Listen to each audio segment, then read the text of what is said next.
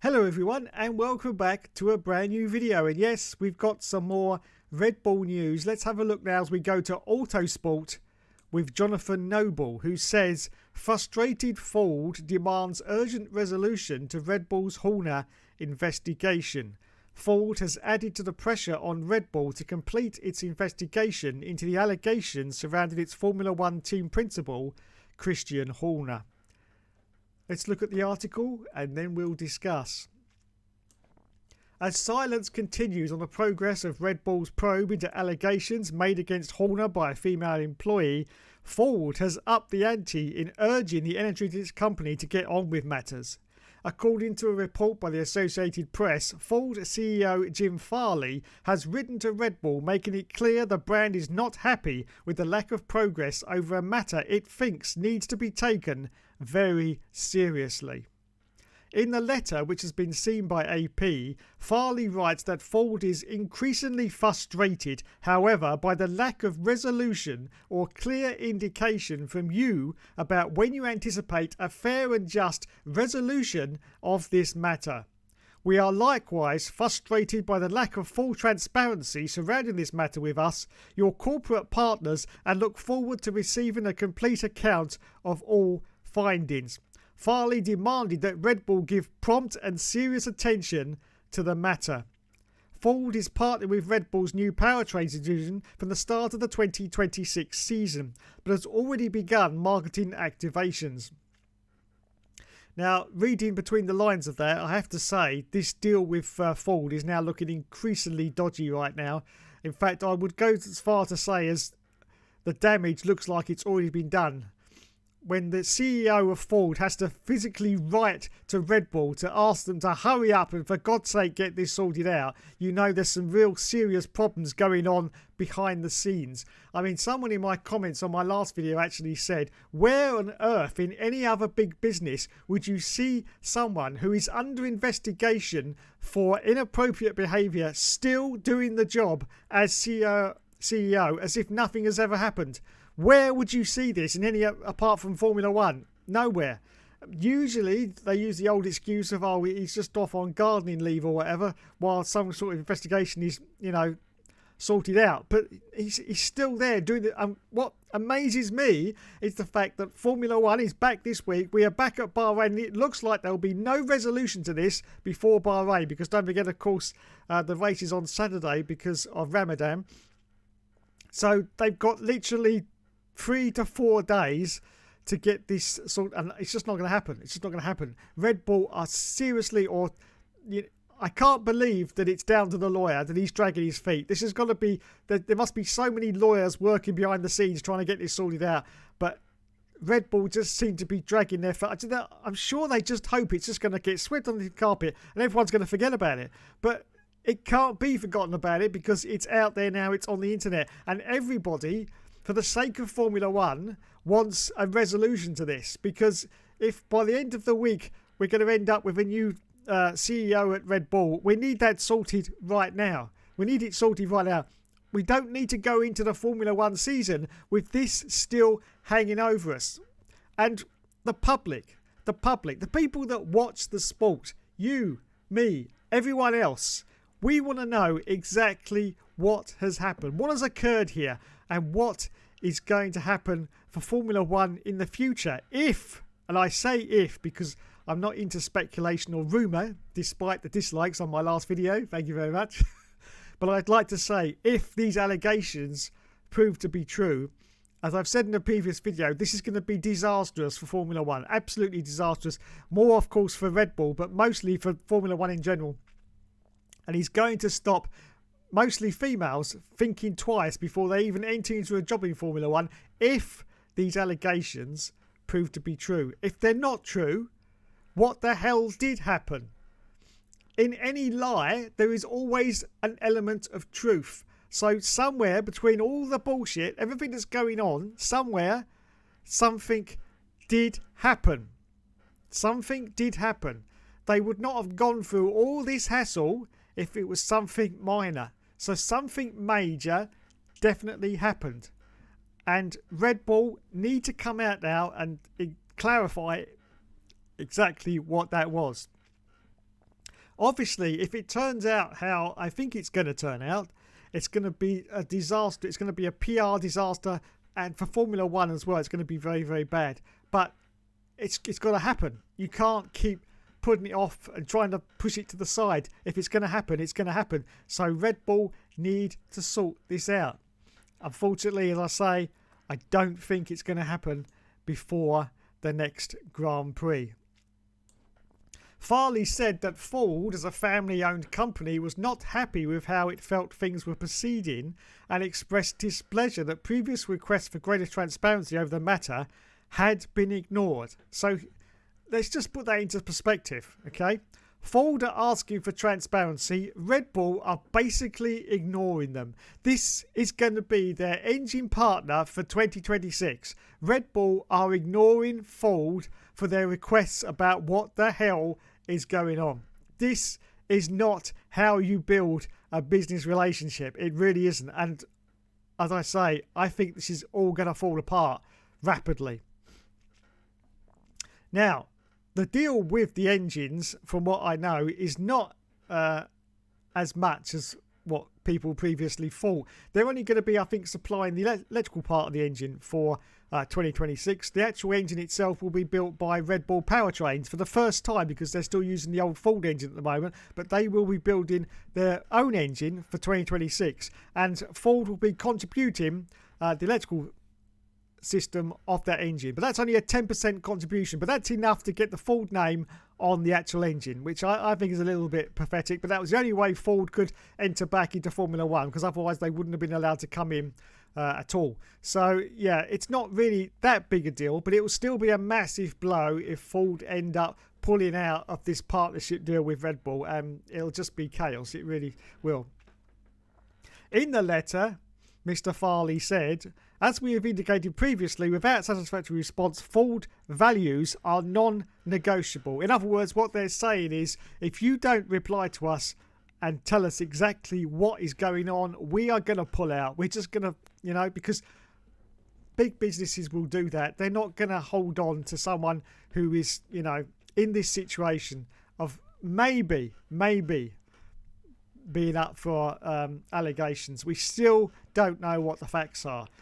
If you want to know lots of rumour and speculation, then go on to my fellow YouTubers, who is absolutely saturated YouTube right now with so much speculation. It's ridiculous. None of it is true. Most of the videos are exactly the same as well, I have to say. And luckily there's lots of dislikes, so that's good.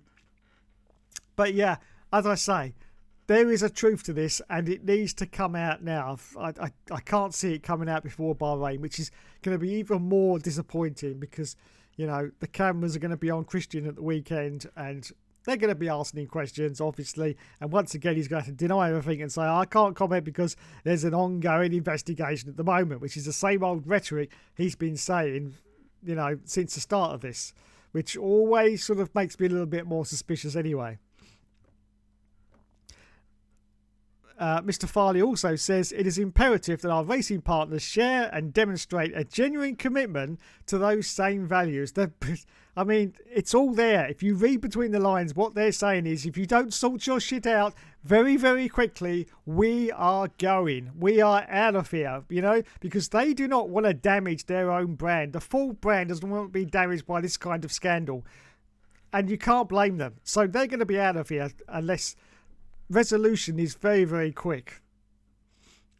My team and I are available at any time to discuss this matter. You see, Red Bull just haven't got back to them. It's clear in the wording that Red Bull are just ignoring Ford, and it's crazy. That's absolutely crazy. We remain insistent on and hopeful for a resolution we can all stand behind. Well, there you go, everyone. That's from Autosport with Jonathan Noble. I just don't know what to say. I just don't know what to say. I mean, Formula One's in quite a bit of a crisis right now anyway, with the domination of Max, which, don't hate me, as I say, I've got no problem with Max winning most of the races it happens. It's happened before in Formula 1. There's nothing you can do about it. It's just very, very bad for the sport when it happens because viewing just drops off and everything. So with all this going on, the last thing we needed was this Red Bull situation. But yes, they just need to stop dragging their feet now and just get on with it and tell everyone exactly. But I don't think they will. I don't think they'll ever tell everyone exactly what was going on. They'll come out with this 4-page lawyer typed out letter from Red Bull eventually, whenever that's going to be. And that's going to be all we're going to get. And it's not going to reveal any of the facts of the case whatsoever, because that's how things work in big business. We will, of course, have a resolution over whether Christian Horner is still going to keep his job or not. But apart from anything else, there's going to be nothing. It's all going to be lawyer speak. We know that now. We know that, definitely. So, yeah, it's a shit show. It really is. Anyway, moving on. Formula 1 is back. Finally, it's been a long time. If you're actually getting excited for it again, which a lot of you probably aren't. But yes, it is back. This weekend, of course, because of Ramadan, the race is actually on Saturday. So the qualifying is on Friday, which is a little bit weird for me. But anyway, doesn't really matter. I only watch the highlights anyway. That's all I can get. But yeah, so we're back at Bahrain for the first round of the championship. It's supposed to be a 24-round championship this year. I don't know if that's going to happen. I hope it does, but I think there's 1 or 2 races that could be a little bit dodgy there. So it could be a 23-22 race calendar, which is still enormously big, I have to say, for an F1 season. And it's going to be an enormous problem if Max Verstappen decides to go out there and win again every single race, all bar 3, I think it was, or maybe was it 4? So anyway, it's going to be a serious problem. But anyway, we will see what happens. There's been a lot of sandbagging with the testing. First, Maxi Boy was a second and a half clear of everyone else. And by the end of testing, I think Ferrari were actually ending up the fastest. So, but that always happens in testing. That's why it's called sandbagging, because people used to put sandbags, to slow them down. But yeah, so we got no idea what's really happening. Of course, we'll only know on Friday, when we won't really know in practice, really, to be honest, because once again, they can do whatever they like with the fuel loads and stuff like that. We will know how fast the Red Bulls are on Friday for the first qualifying session. Yes. And then we'll know basically what the pecking order is. And then, of course, the race will be on Saturday. And the next race will also be a Saturday start as well. This is, as I say, because of Ramadan. So there you go. A little bit strange, but it has been done a few times in the past where races have been on Saturdays, I do believe. Back in the day. But anyway, let me know what you think in the comments. And do you think that there's nothing to these allegations? Personally, I don't think that's true whatsoever, because it's just dragged on for so long now. If there was nothing, they would have sorted it out by now, and they would have said, no, that's it, it's fine. So as I say, behind every lie, there's always an element of truth, and there is something that happened between Christian Horner and a female employee. We don't know what it is. Nobody knows what it is. Everyone's doing speculation and rumour.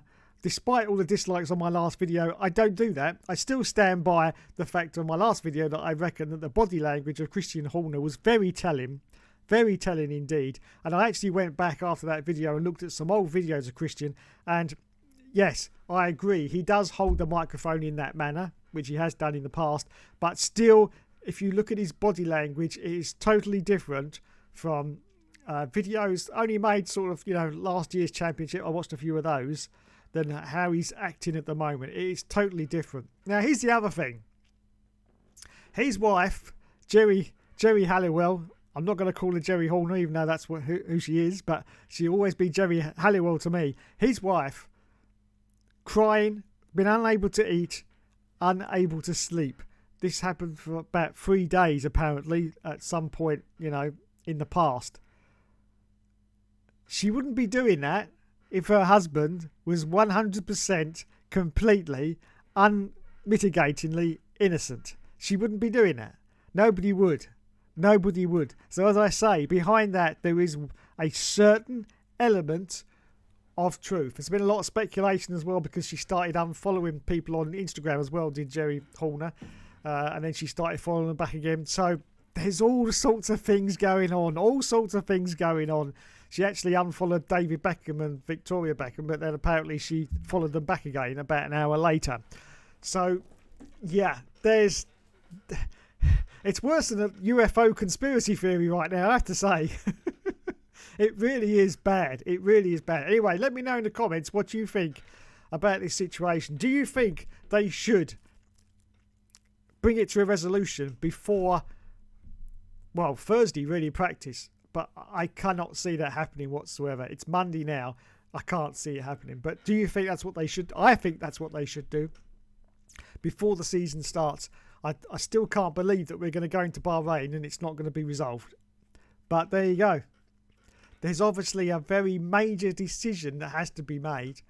And someone out there, not mentioning any names, Red Bull, is dragging their feet because they don't want to lose their figurehead. Yes, the man who has basically brought Red Bull to where it is right now. They don't want to lose him. And that's a very fair assumption. Very fair assumption. And I agree with you. It would be terrible for Red Bull to lose Christian Horner. But if, I say that with a big IF, if these allegations are true, then Christian Horner should leave Red Bull immediately. Thanks so much for watching, everyone. I'll catch you in the next video.